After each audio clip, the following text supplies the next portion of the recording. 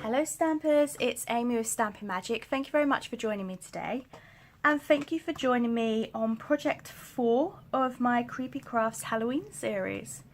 So today we're going to be making this cute sweet packet, and this was inspired by Janet Wakeland, and I was fiddling around for ages of how to get some nice DSP covering the inside but also having a nice front to decorate.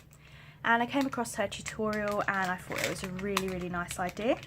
So this is cased from her, and I'm going to show you how to do this today. So let's get started. First off, you're going to need some of our 3x6 gusseted cellophane bags. These are fantastic, and as you can see they're a great size for fitting lots and lots of different treats in. I'm going to be using the Spooky Sweets stamp set, and this is for the Spooky Sweets sentiment here. Go through your stash though, you can use any stamps, any dies that have spooky kind of sentiments, or you can get dies that say spooky or boo. Have a look, whatever you've got in your stash, you can make this work with anything. But I'll be using this one today. You will need a strip of the Toil Trouble DSP. I will put the measurements for these on my blog, which is in the description bar below. If you click on that link, it will take you directly to this project. So we're going to be using this lovely lemon lime twist pattern here. It is double-sided, so on the other side you'll see this, and this is what I fussy cut out for this image here. But we're going to use a different one for this project. I'm using some Highland Heather and some Smooth Whisper White, and this is for stamping on. You'll need some Baker's Twine and Memento black ink.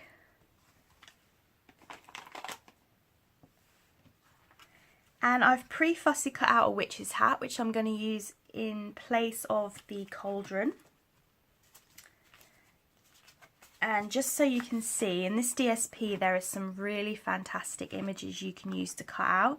So this is the one we're going to be using today for the main image, but on the back you've got cats, you've got cauldrons, you can cut these strips and use them on their cards. Got some beautiful stars, which I was going to use, but I thought I want to do a witchy project. And then you've got bats on the back, you've got pumpkins, broomsticks. These witches, you can actually die cut one of them out with the dies in the set. Then you've got cats on the back, ghosts. Already done a project in this series with the ghosts. I absolutely love these. I could buy a whole pack of just these ghosts. And I love the stripes on the back as well. And then you've got the witches' hats, which I've fussy cut out here. So lots and lots of different patterns and kinds to go for all kinds of projects. And on the back of that is frogs. So lots and lots of fab images within that paper pack that you can fussy cut out and use as your embellishments. Okay, so to start with, we're bringing in the Whisper White and our Memento black ink, and we're just going to stamp our sentiment. I love the sentiments in this stamp set. They are just perfect for spooky treats.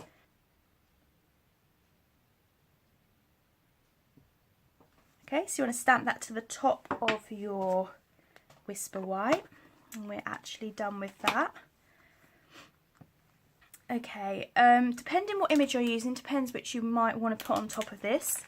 On this one I've got the cauldron, and I've stamped some lemon lime green bubbles coming out to make it look like it's all bubbling and brewing. And this is from the Bottle Over stamp set. So you can use images from other stamp sets to accompany and decorate your front piece here. So we are going to be sticking this down onto our Highland Heather. If it comes out. It's a full bottle, so it shouldn't be doing that. Okay, so you want to have a small border there. I'll press that down. Okay, and we're going to pop that to one side. Okay, so with your strip of DSP, you want to score and fold it at 2 inches and 7 inches. So you've got it like that.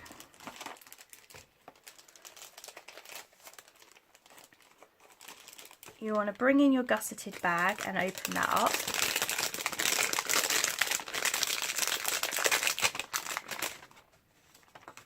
And putting in the 2-inch section into the base there. Now we don't really have our Halloween sweets out just yet in the UK. So I've picked up these pinballs, which I thought were kind of bubbly and potiony. So I've used half a pack in here, and the rest I'll pop into here. Okay, but you can fill it with whatever you like. Alright. So just to keep this closed, I am going to put some staples in here. If you're giving it to younger kids, you might want to use some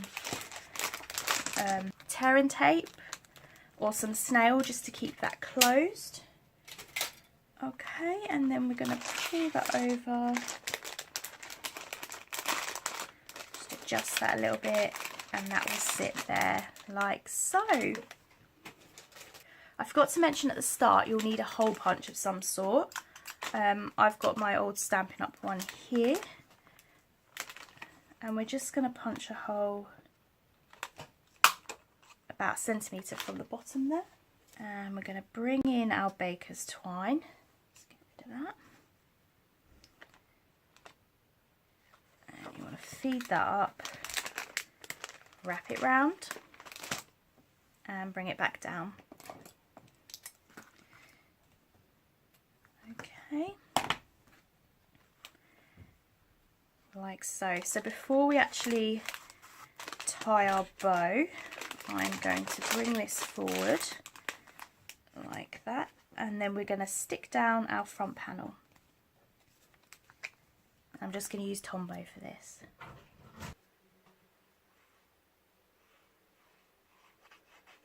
Okay, so Tombow on the back of that. Get your string as centered as you can and place that down.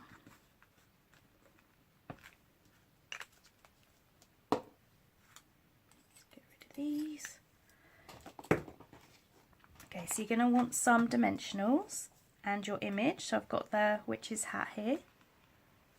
So I'm going to put dimensionals on the back of this.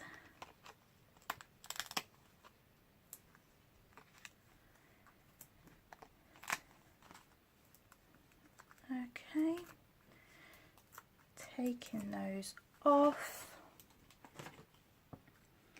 and then we can put our fun little image on there. Of course you can stamp an image, colour it in and die cut it out, use whatever image you like. Okay, so bringing this back round, you want to feed this bottom one up through the hole.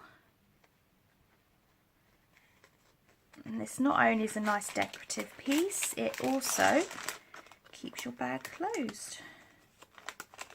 Oh, getting all tangled. Okay.